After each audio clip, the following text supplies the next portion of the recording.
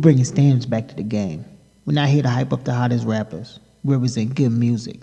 If you're good, you're good. If you're whack, you're whack. If you want the real, this is where it's at. Welcome to Real Rap. It's the real hip hop.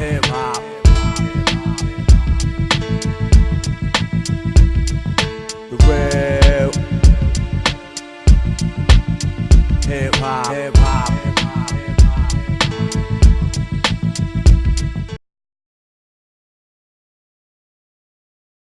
Dr. Bombay.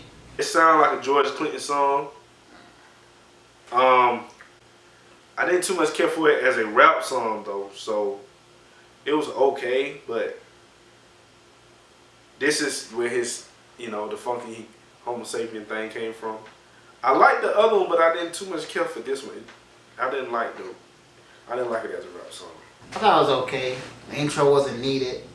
This might have been the first time I heard a rapper say behind. And this guy said the B word, he said the N word, but he said behind. I didn't understand that. I've never heard it in the unedited version of a song. And this guy said, I don't even know if I can say it right, like, glory, holla stupid. Glory, holla stupid. He said that like 100 times. Yeah, he said it in a couple other songs. So I'm like, so of course I looked it up. Like, what does this mean? Like I said, you're right as far as it being the George Clinton thing, because that's what that has to do with it. This is a reference to the 1979 Parliament George Clinton album / song called that Glory Holla Stupid, which means pin the tail on the funky. And that's crazy because in the second line of the verse he said, and I will pin the tail on the funky. So that all went together. So I knew that had to mean something because he said that shit like 100 times. The hook was okay. Second verse was okay. He said, "Where'd you get your funk from? A brother named George and some 151s. So let's take it to the stage, suckers." That's when I got the title.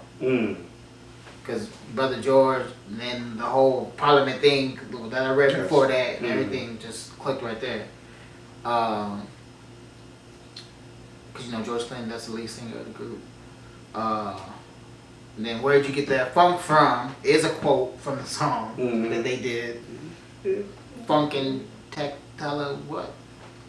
I don't know. These words, man. Funky telechi. I don't know. By Parliament. And so let's take it to the stage. It's also a song in the album by Parliament. Like this whole song was about them. Then I like when he said, "Down with the lynch mob, straight from the ghetto, but I'm under the sun in the meadow." Remember, under the sun, under the sun, under the sun. Lynch Mob's Ice Cube's group, and I feel like Parliament was another shout out when he said, "But I'm under the sun," because I remember that from the song Flashlight. They said that, and the third verse, didn't like it. In the background was the hook, kind of sounded like a chipmunk voice. Ice Cube and DJ Pooh was on it. You know DJ Pooh? You know who DJ Pooh is. Let me tell you. Pooh? DJ Pooh. Let me tell you who he is. He's a co-writer for Friday. Oh, okay. He wrote, directed, and produced The Wash. Wow. He played in both of these movies. Who's he? You wanna know? He was Red in Friday. Oh shit! He's Red in Friday. I know DJ Pooh. Okay. I just wrote down just so you can get it. But I knew who he was, and I knew he did music before that. Wow. Okay. And he was Slim in The Wash. Yeah. I remember him being in both of them, but I didn't know who he was. Yeah. Sunny Meadows. I didn't know what he was talking about. This is my zone out song. I started zoning out after this one. So, yeah. Yeah, I thought it was okay. I didn't like the intro. First verse was okay. Second verse was cool. More shots at Hammer though. Oh really? He said, yeah, so 8 million, but you still don't entertain us. Cause you're a fraudulent. I have no time for a jester. Go take your place besides Uncle Fester. Damn. Cause you're an Uncle Tom too. You're Uncle Tom. And the DEL and the Hyper, which is his group. can't pronounce it. You know, the Egyptian hieroglyphics gonna drop the bomb. So we called MC Hammer. That's what you be saying, money. Don't mean you talented. I don't disagree. I disagree with MC Hammer. I like MC Hammer. Me too. But I'm just saying He called that him do go Tom, with, that do go with what you were saying. He not the first person I heard say that either.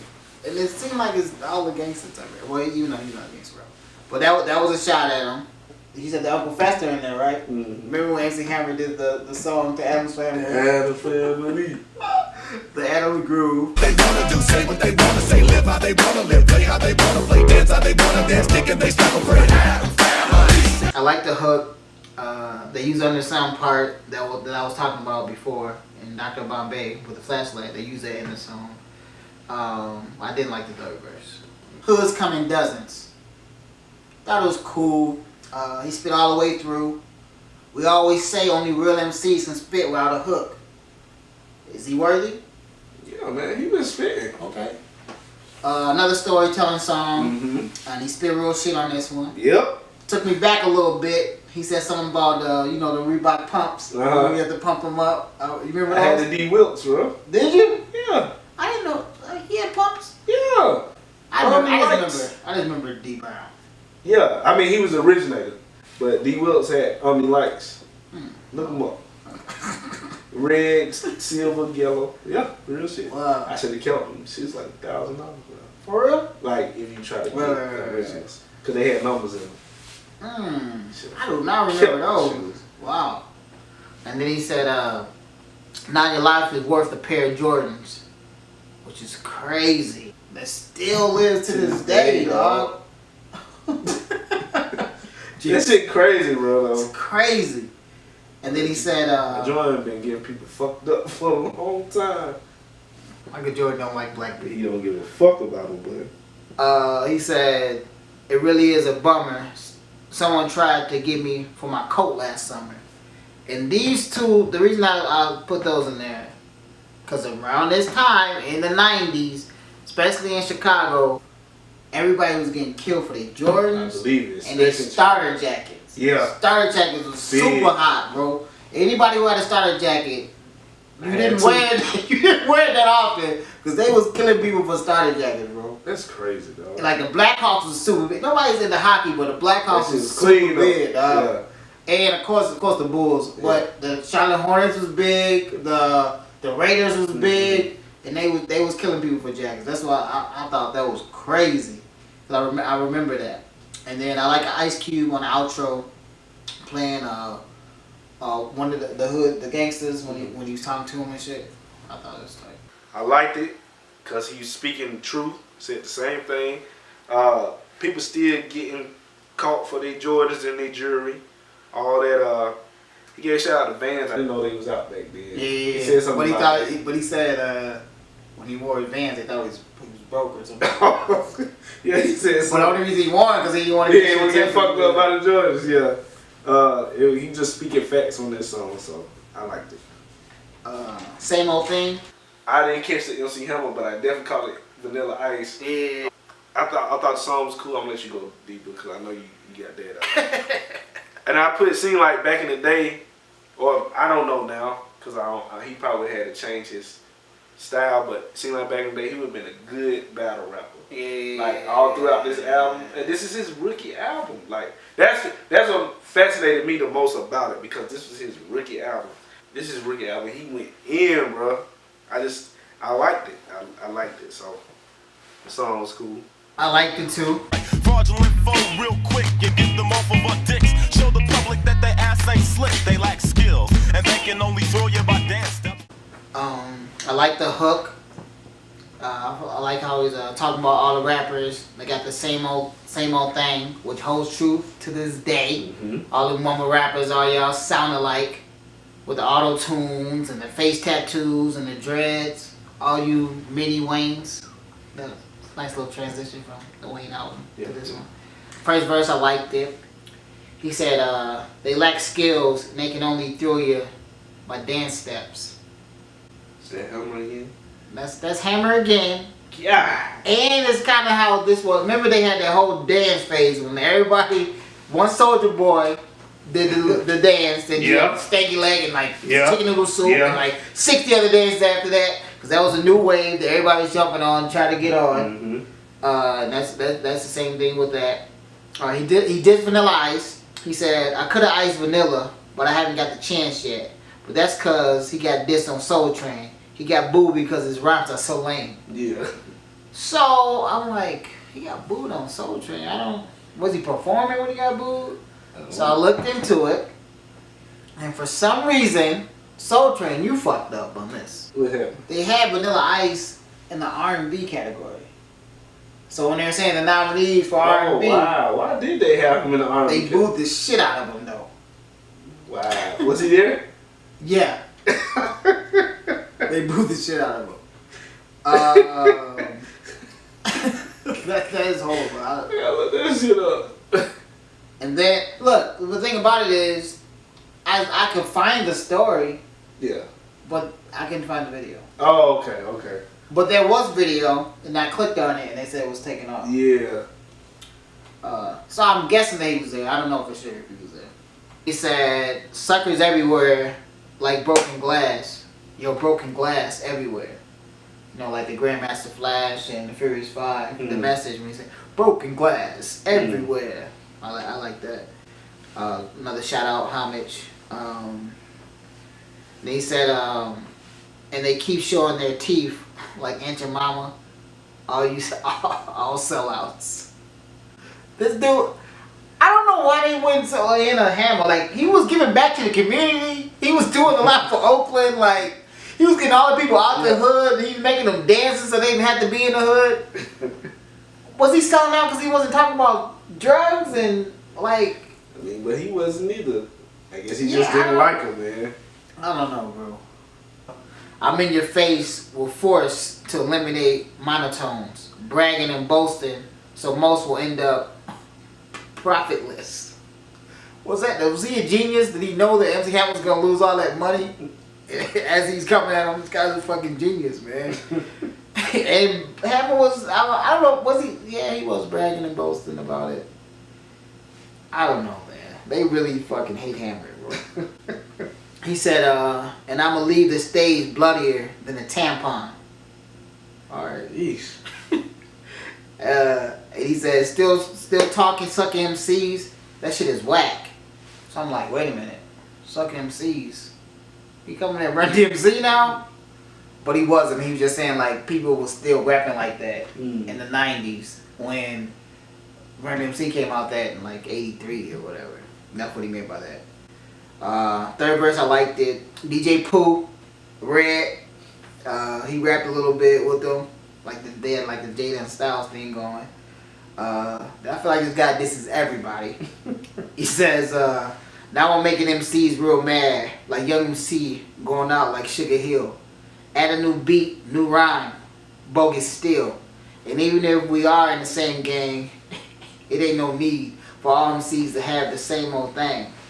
We're all in the same gang. He came a Young MC, who's a bubblegum rapper. He had one hit song. I don't know why he came a Young MC, but I guess Young MC got mad at him or something. But then he said, we all in the same gang. Which, I don't know, you remember the song All in the Same Gang? Like everybody from, not everybody, but a lot of people from the West Coast did like an anti-violence song. Oh yeah. For all the gangs or whatever.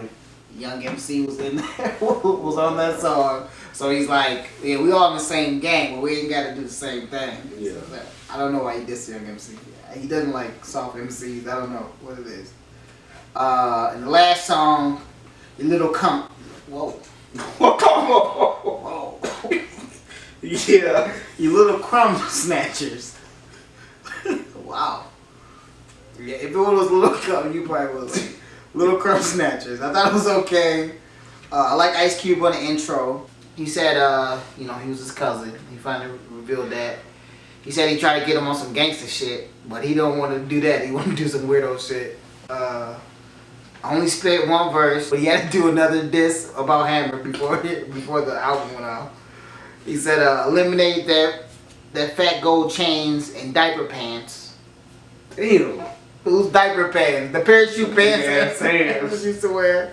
He said, trade them for a pair of Jabos. leave Hammer alone, man. Shit. He been going in on Hammer, boy. Either Hammer or light-skinned girls. I don't know who got the worst on this Vanilla album. Ice.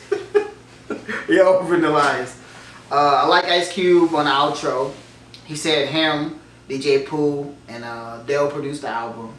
I wish Ice Cube would at least got one verse on the album, bro. You couldn't give him one verse. This is just a little cuz, man. Just one verse. I thought that would be dope. Or like, I feel like Dell was probably his own man. He probably didn't want to Yeah, he use probably didn't want Ice Cube. That's what I was thinking. But you had him on like 6 songs just talking shit. Like, you could at least got a verse. And that was probably his way of saying, you know, he is here, but I'm about to do my own thing. But I thought it was okay. I didn't like the ending. I just liked Ice Cube on there when he said, you know, he tried to get him to do some gangster shit. I thought that was cool. I didn't like it though. No.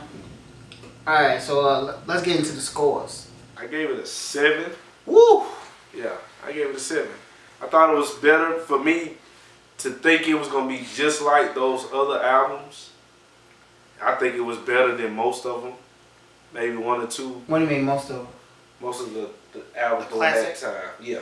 Most of the classics that we had did during that time. Okay. So I gave it a 7. It was better than I anticipated.